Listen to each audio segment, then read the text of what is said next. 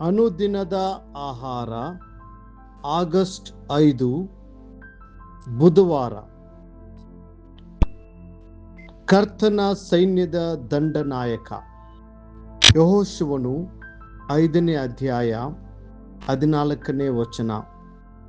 ಆ ಮನುಷ್ಯನು, ನಾನು ಅಂಥವನಲ್ಲ, ಯೆಹೋವನ ಸೇನಾಧಿಪತಿಯು, ಈಗಲೇ ಬಂದಿದ್ದೇನೆ ಎಂದನು. ಒಮ್ಮೆ ಯಾರೋ ಒಬ್ಬರು ದ ಲಾರ್ಡ್ಸ್ ಕಮಾಂಡರ್ಸ್, ಕರ್ತನ ದಂಡನಾಯಕರು ಎಂಬ ಶೀರ್ಷಿಕೆಯ ವಿಡಿಯೋವನ್ನು ನಿರ್ಮಿಸಿದರು.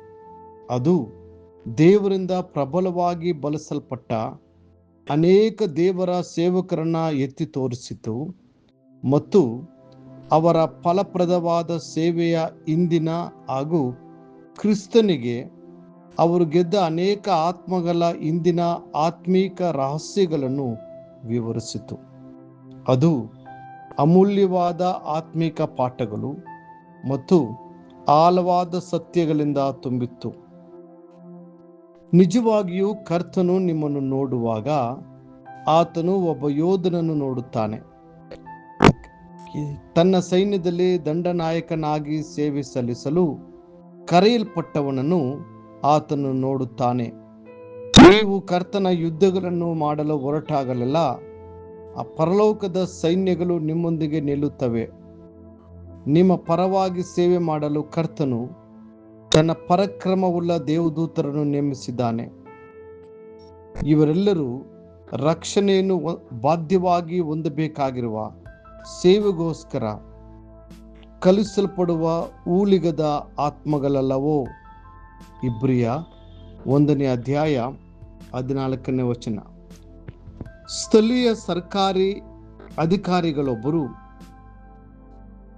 ತಪಾಸಣೆಗೆ ಹೋದಾಗ ಸಾಮಾನ್ಯವಾಗಿ ಕೆಲವು ಸಹಾಯಕರು ಅವರೊಂದಿಗೆ ಹೋಗುತ್ತಾರೆ. ಜಿಲ್ಲಾ ಮಟ್ಟದ ಅಧಿಕಾರಿಗಳು ಇನ್ನೂ ಹೆಚ್ಚಿನವರೊಂದಿಗೆ ಪ್ರಯಾಣಿಸಬಹುದು.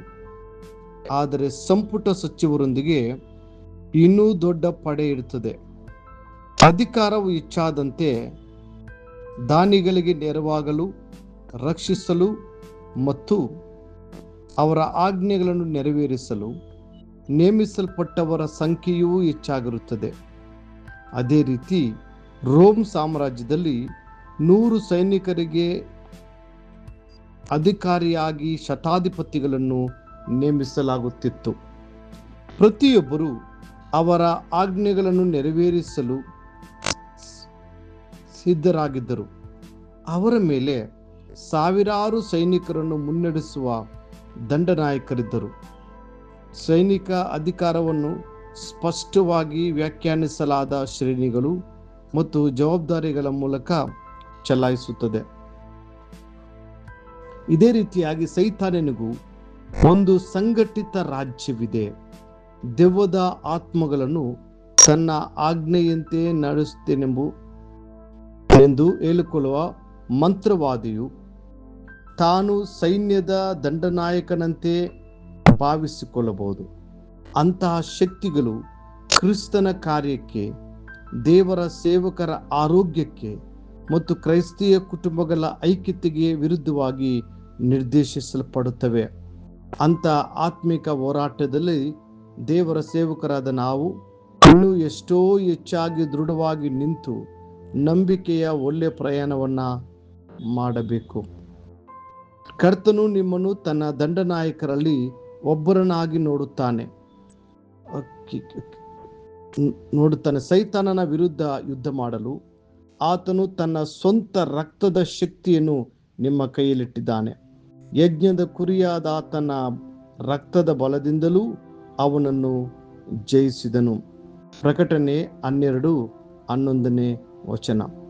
ಆತನು ತನ್ನ ಶಕ್ತಿಶಾಲಿ ಯೇಸುವಿನ ನಾಮವನ್ನು ನಿಮಗೆ ಆಯುಧವನ್ನಾಗಿ ನೀಡಿದ್ದಾನೆ. ಆತ್ಮನ ಖಡ್ಗವನ್ನು, ಅಂದರೆ ದೇವರ ವಾಕ್ಯವನ್ನು ಕೈಗೆತ್ತಿಕೊಳ್ಳಿರಿ. ಕರ್ತನಿಗೆ ಸಲ್ಲಿಸುವ ಸ್ತುತಿ ಮತ್ತು ಪ್ರಾರ್ಥನೆಯು ದೇವರಿಂದಲೇ ಶಕ್ತಿ ಪಡೆದ ನಿಮ್ಮ ಆತ್ಮೀಯ ಆಯುಧಗಳಾಗಿರಲಿ. ಅವುಗಳನ್ನು ಧೈರ್ಯದಿಂದ ಒಂದು ನಂಬಿಗಸ್ತಿಕೆಯಿಂದ ಉಪಯೋಗಿಸಿರಿ.